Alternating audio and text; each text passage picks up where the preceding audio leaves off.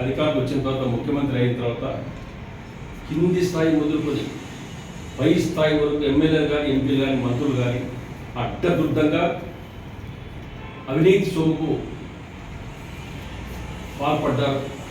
ఆ అవినీతి పాల్గొన కాకుండా రాష్ట్రంలో వాడు పార్టీ ఆఫీసులు కట్టాలని చెప్పేసి, వైఎస్ఆర్ పార్టీ కార్యాలయాలు కట్టాలని చెప్పేసి ఏ కార్యాలయాలు అయితే ఏదైతే కట్టాదలుచుకున్నారో అది ప్రభుత్వానికి కానీ దానికి సంబంధించిన ఆఫీసర్ కింది స్థాయి నుంచి పై స్థాయి వరకు అప్రూవల్ పెట్టాలి. ఫస్ట్ గవర్నమెంట్ పర్మిషన్ తీసుకోవాలి. లీజ్ తీసుకోవాలంటే గవర్నమెంట్ లీజ్ అప్రూవల్ లీజ్ తీసుకొని కట్టేదానికి ప్రతి ఒక్కరు ముందుకు పోతారు. ఇది అట్లా చేయకుండా వైఎస్ఆర్ పార్టీ వాళ్ళు అడ్డదుడ్డంగా అంటే మేము కడితే మా జోలి కూడొస్తాడు, మళ్ళా రేపు అధికారం వచ్చేది మేమే 2024 అని చెప్పి దొమ్మ పొగురుపోతూ దున్నపోతు ఎట్లా ఉంటుందో అట్లా దున్నపోతు కన్నా అద్దుమానంగా ఈ దుర్మార్గులు ప్రభుత్వ స్థలాలు కర్నూలులో ఆగ్రోస్ ఇండస్ట్రీకి సంబంధించిన స్థలం సుమారుగా అది ఎంత ఉందో తెలియదు, కానీ అతి పెద్ద స్థలంలో కర్నూలు ప్యాలెస్, రుషికొండ ప్యాలెస్ అది ఎక్కడుందో ఇక్కడ కర్నూలు వైఎస్ఆర్ పార్టీ ప్యాలెస్. ఇది చూడండి, ప్యాలెస్ పనికిరాదు. ఇటువంటి దౌర్జన్యంగా ఏ అధికారులకు మీరు అప్రూవల్ పెట్టారో మీకు ఇంతవరకు జరిగిన పనికి అప్రూవల్ తీసుకున్నారా? దీనికి అప్రూవల్ సంబంధించి అమౌంట్ ఎంత కట్టారు క్లియర్గా మీకు ఇస్తాను. వీళ్ళు 2023లో ఒక అప్లికేషన్ పెట్టారు 8/31/2023. తర్వాత ఇవన్నీ బయటకు వస్తుందని చెప్పేసి 14/8/24 కొంత అమౌంట్ పూర్తిగా కడుతున్నామని చెప్పేసి రాశారు. దాని దగ్గర లెక్కచారం ఇస్తాను.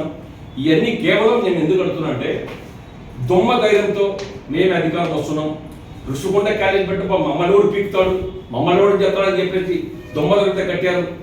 ఈరోజు రుషికొండ కాలేజీకి మించినటువంటి కర్నూలులో మంచి సెంటర్, కోట్ల రూపాయలు విలువ చేసేటువంటి స్థలంలో పార్టీ కార్యాలయాన్ని నిర్మిస్తున్నారంటే అతి తక్కువ లీజుకు అని చెప్తున్నారు. ఆ లీజు కూడా ఎట్టొచ్చింది మీకు?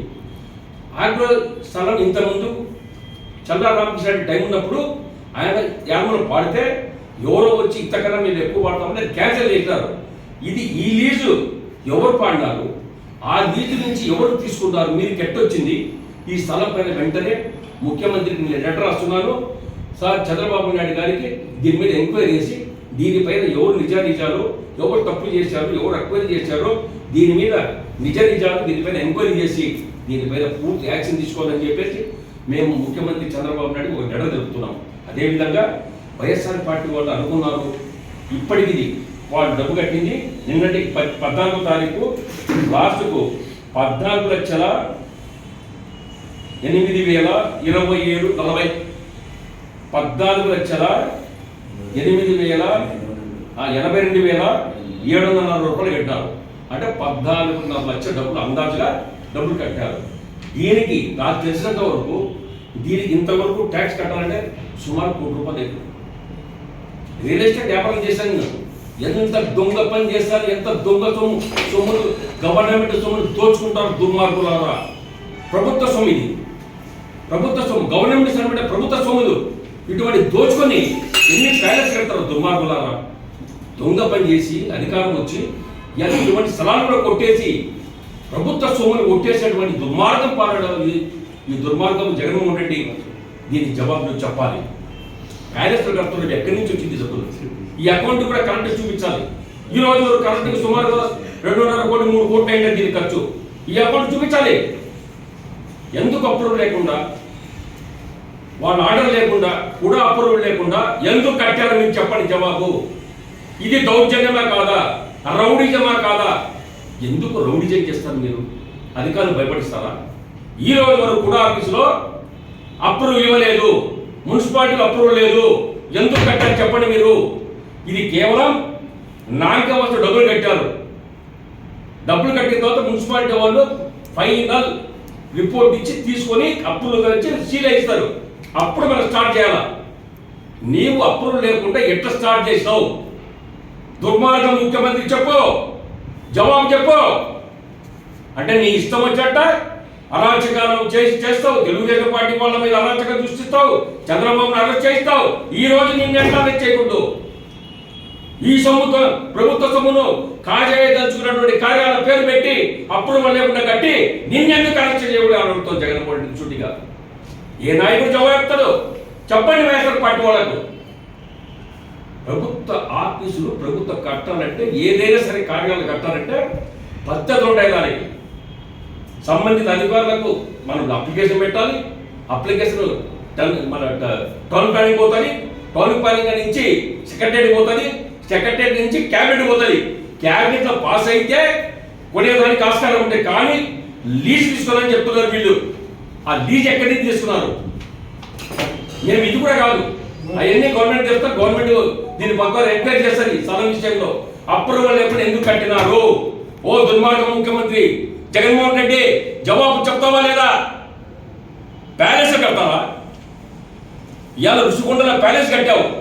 అది ఏమంటే నీవు చేరాలని చెప్పి ఫర్నిచర్ తెచ్చుకొని లక్షలు వేలు పెట్టి అక్కడ ఫర్నిచర్ కొన్నారే, అది జవాబు చెప్పంటే అది గెస్ట్లు వస్తారు, ఎవరో ఫారినర్స్ వస్తారు, వాళ్ళు ఉండడానికే మేము గెస్ట్ వాళ్ళ కోసం తయారు చేస్తామంటున్నారు. సిగ్గు లేకుండా ముఖ్యమంత్రి కార్యాలయం మారుతుంది, ముఖ్యమంత్రి అక్కడ సంసారం మారుతున్నాడని చెప్పినటువంటి మీరు ఇవాళ మళ్ళా మోసం చేశాడు. మళ్ళీ ఇవాళ కర్నూలు ప్యాలెస్ సంగతి చెప్పండి. ఇది ఒక్కటే కాదు, నంద్యాలలో జగనన్న కాలనీ ఏదైతే ఇది కుందు నది పక్కన 1 ఎకరా స్థలంలో ఆడ స్టార్ట్ చేశారు నంద్యాల పార్టీ కార్యాలయం. ఇది ఎక్కడి నుంచి వచ్చింది రా దుర్మార్గులారా? అది కడిగితే కూడా ఆఫీస్కు మాకు లేదు, అప్లికేషన్ లేదు, అసలు అప్రూవల్ లేదు అది కూడా అని చెప్పారు. ఇవాళ కూడా వైస్ చైర్మన్ ఫోన్ చేశాను, అసలు మాకు రాలేస్తాను, అది అప్రూవల్ లేదు, అది ఇది లేదు, అప్రూవల్ అది లేదన్నాడు. ఎక్కడెక్కడ స్థలాలు గుడికి సెంటర్లో ఉన్న స్థలాలు కొట్టేందుకు ప్లాన్ చేస్తారు దుర్మార్గులారా మీరు. ఇది ఎక్కడ న్యాయమా ధర్మమా? జగనన్న కాలనీ ఎక్కడ కొట్టేశారు మీరు? పార్టీ కార్యాలయానికి అక్కడ. నేను చెప్తున్న పొరపాటు కూడా తప్పు చేశారు, ఒక పద్ధతి పోలేదు. మీ దుబ్బ ధైర్యం అంతా ఒకటే. 2024 మళ్ళీ జగన్మోహన్ ముఖ్యమంత్రి అవుతాడు, మళ్ళీ ఎన్నైనా కట్టుకుంటాం, ఎన్నైనా కబ్జాలు చేస్తాం, మమ్మల్ని పీకతోడు ఎవరు లేడని చెప్పేది కదా ధైర్యంగా పోయారని అర్థమవుతోంది మాకు. అంటే అవినీతి ముఖ్యమంత్రి జగన్మోహన్ రెడ్డి ఎందుకే ఇంత దుర్మార్గం నీకు? అందుకే ప్రజలు తెలుగుదేశం పార్టీ పట్టం కట్టారు, చంద్రబాబు ముఖ్యమంత్రి చేశారు. దీనిపైన పూర్తి ఎంక్వైరీ చేసి దీనిపైన నిజానిజాలు తెలుసుకొని దీనిపైన వదిలిపెట్టే సమస్య లేదు. ముఖ్యమంత్రి గారికి మరొకసారి విజ్ఞప్తి చేస్తున్నాం ప్రెస్ ద్వారా, సార్ ఇది చాలా మోసం. ఇటువంటి కార్యాలయాలు దొంగతనంగా డబ్బులు మోసం చేసి ఈ డబ్బులు ఎక్కడి నుంచో వసూలు చేశారో మాకు అర్థం కావడం లేదు. దీనిపై నిజానిజాలు తెలిసి ఎంక్వైరీ చేసి వీళ్ళ మీద తగినటువంటి చర్యలు తీసుకొని దీని బాధ్యులని ఎంత పెద్దవాడైనా సరే వీళ్ళ మీద పూర్తి యాక్షన్ తీసుకొని నేను విజ్ఞప్తి చేస్తున్నాను.